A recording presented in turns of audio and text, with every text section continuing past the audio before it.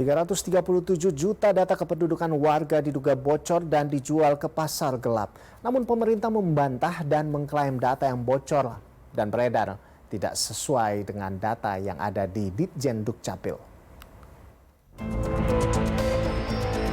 Publik kembali dihebohkan dengan 337 juta data warga di Disdukcapil bocor dan dijual di pasar gelap melalui internet. Dugaan kebocoran data ini awalnya diungkap Teguh Aprianto, pendiri Ethical Hacker Indonesia di akun Twitternya. Kebocoran data warga yang ada di pasar gelap terbilang lengkap karena tidak hanya mencakup nama dan NIK, namun juga terdapat nama ayah, ibu, serta nomor akta kelahiran. Pemerintah membantah data yang bocor adalah milik Dukcapil karena data yang beredar tidak sesuai dengan data yang ada di Ditjen Dukcapil.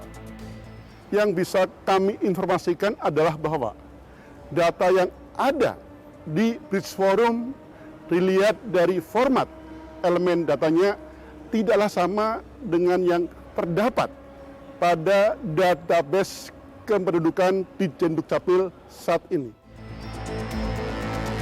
Sementara Menkominfo akan mendalami kasus ini dan menggandeng Badan Siber dan Sandi Negara atau BSSN. Soal kebocoran data tadi Bu Sekjen udah bilang ada berapa? 300 juta ya? 300 juta NIK bocor. Padahal penduduk kita cuma 277 juta. Berarti orang Indonesia ini ada yang lebih dari 2 NIK-nya. Nanti makanya ini juga pekerjaan rumah kita. Kita akan bantu selesaikan. Kalau soal tadi yang pertanyaan kedua, kita akan bagi tugas segera. Setelah ini kita akan bagi tugas segera. Dugaan kebocoran data ini berkali-kali terjadi dan pemerintah juga berkali-kali membantahnya. Publik pun mendesak agar pemerintah membuka seterang-terangnya hasil investigasi dugaan kebocoran data ini. Tim Liputan, Buniverse. Ya, untuk mengetahui informasi kasus data kependudukan yang bocor, kita sudah terhubung dengan Chairman Lembaga Riset Keamanan Siber dan Komunikasi CISS-REC, Pratama Dahlan Persada. Selamat malam, Pak Pratama. Ya, selamat malam. Kami juga memiliki informasi mengenai satu kampung di mana warganya ini tiba-tiba terjerat dalam data kepemilikan utang begitu, Pak. Nah, itu praktiknya seperti apa, Pak? Ini bayangan bisa satu kampung ini lebih dari 500 warga seperti itu. Ini seperti apa itu, Pak? Nah, itu menurut saya adalah salah satu dampak dari tidak dijaganya data pribadi masyarakat dengan benar. Gitu. Karena apa? Karena banyak hal-hal yang berhubungan dengan keuangan itu membutuhkan data pribadi yang detail.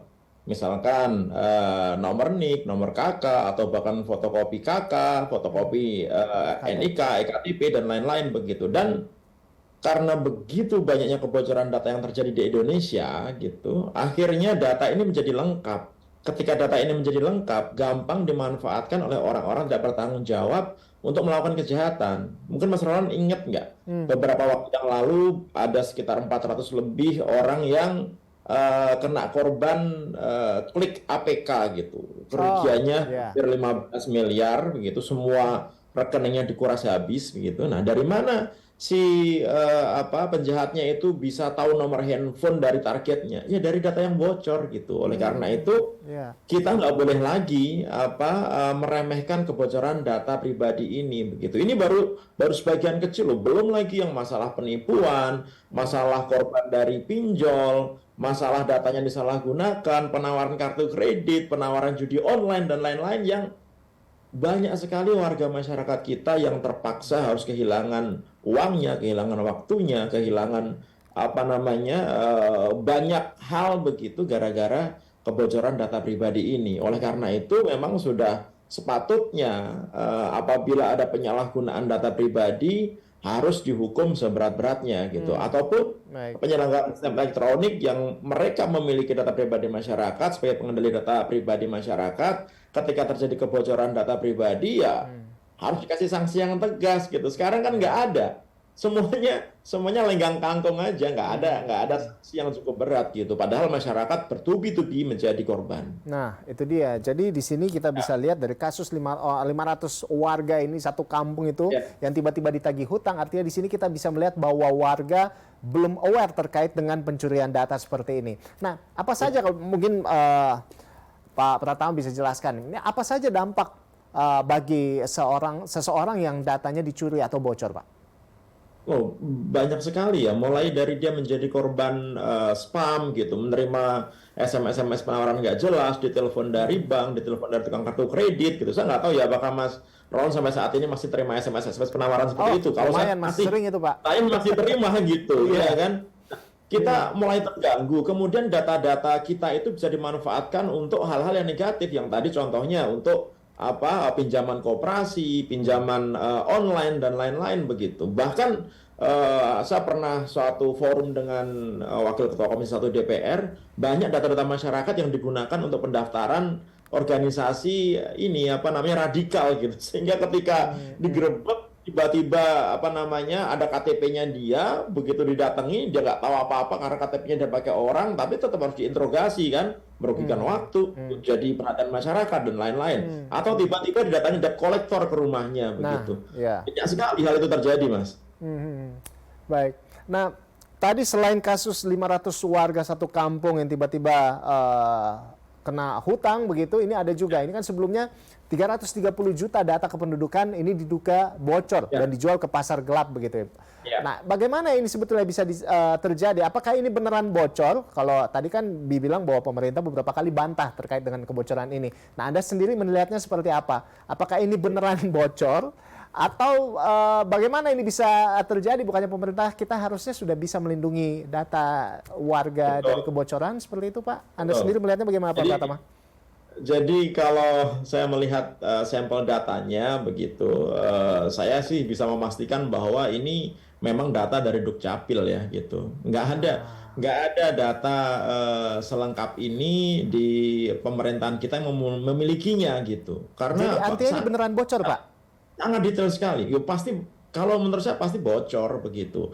Yang jadi masalah adalah ini bocornya di mana begitu. Bagaimana kok bisa bocor? Karena kebocoran data itu bisa macam-macam ya. Bisa dari si hackernya yang jago masuk ke dalam sistemnya Dukcapil, atau misalkan dari pihak ketiga yang mereka memiliki akses ke Dukcapil begitu, atau dari tempat lain, dari insider gitu, atau orang dalam bisa juga. Orang dalam Dukcapil yang mungkin karena dia kecewa atau apa, dia mengambil data dari servernya Dukcapil begitu. Tapi intinya adalah bahwa data-data yang tersebar di internet saat ini yang oleh si hackernya diberikan 1 juta sampel data gitu, setelah diverifikasi memang datanya data yang valid. Ada nomor NIK, ada nomor KK, ada nama lengkap kita, kemudian ada nama ibu kandung. Dan nama ibu kandung ini juga menurut saya sangat bahaya. Kenapa? Karena sistem keuangan Indonesia di Indonesia, sistem perbankan gitu, ketika mau lakukan verifikasi data pribadi itu yang ditanyakan ibu kandung gitu. Jadi orang kalau tahu nama ibu kandung ya pasti bisa melanjutkan transaksinya gitu. Kemudian yang kedua adalah di dalam data tersebut ada NIK dan KK gitu. Yang kalau orang mau berbuat jahat atau iseng, dengan NIK dan KK pun cukup untuk meregistrasi SIM card. Nah, kalau sebegitu banyaknya data masyarakat kita digunakan oleh orang tidak berkepentingan, tidak bertanggung jawab, jahat untuk registrasi SIM card gitu, dan itu digunakan untuk penipuan, kebayang nggak? Tiba-tiba kita ditangkap polisi, ditangin polisi gitu, gara-gara NIK dan KK kita digunakan untuk registrasi SIM card yang digunakan untuk penipuan. Itu dia, Pak Pratama. Ini kita juga kan tidak lama lagi, ini kita akan menggelar pemilu ini, Pak Pratama. Nah, apakah ada kemungkinan disalahgunakan juga karena ini sangat merugikan bagi warga dan juga pemerintah? Anda melihatnya bagaimana?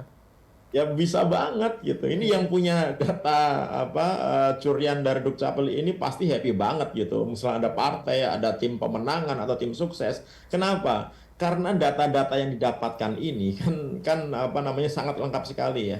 Digabungkan dengan data-data lain yang bocor, misalkan data SIM card, ada 1,3 miliar data SIM card, data kemarin dari IndiHome, data dari Telkom, data dari imigrasi, data dari kemarin ada Tokopedia, Bhinneka, Bukalapak, BRI Life dan lain-lain begitu, menjadi data yang lengkap untuk profiling. Ingat nggak kita di tahun 2016 ketika ada Presiden Amerika Serikat ada kasus Cambridge Analytica gitu. Bagaimana data itu dicuri kemudian digunakan untuk profiling warga negara pemilih di Amerika Serikat sehingga bisa digunakan untuk campaigns atau berkampanye dengan pribadi gitu. Jadi semua orang itu kelihatan seolah-olah oh ya ini presiden ini bagus nih. karena masing-masing orang diberikan campaign yang sesuai dengan keinginannya. Nah, ini bahaya itu dia. 2020. Artinya Karena ini apa? sangat mungkin dimanfaatkan begitu ya terkait dengan data-data ini, dan kita Oleh juga karena tentunya itu- berharap bahwa warga Indonesia cukup aware ke depannya terkait dengan hal ini. Apalagi ini menjelang pemilu ya. Baik, terima kasih banyak Pak Pratama sudah bergabung bersama kami di Berita Satu Malam. Sebenarnya kami ingin ngobrol lebih panjang lagi Pak, tapi waktunya singkat. Ini Kita bergabung lagi di perlindungan lain data kesempatan. pribadi nanti. Ya, baik. Terima kasih Pak Pratama.